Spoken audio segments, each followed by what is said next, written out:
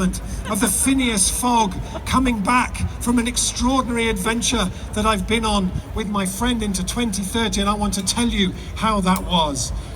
The air smelt amazing.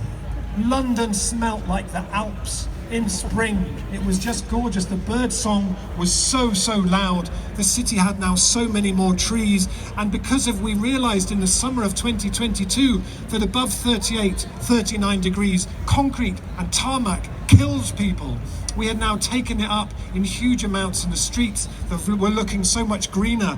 The UK had now passed 100% renewable energy, much of it in community ownership. We now export energy to other places who were a bit slower off the mark.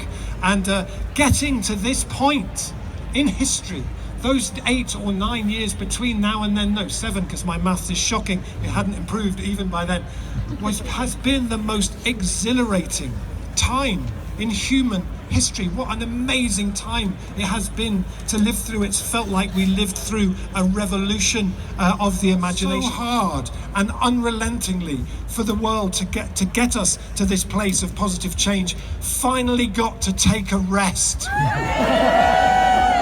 Because the direction of travel had started to change, and because you were right. And in 2030, when we walk down those streets full of carnival and conversation and music, food growing, children playing, we now, by the way, in 2030, they use the number of children playing in the street as the key well-being indicator for how our cities are doing. It's hard for me to express how beautiful that world was.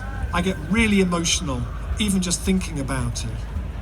In early 2025, the UK and many other nations made reparations for slavery and colonisation. International debts were cancelled, loss and damage was paid.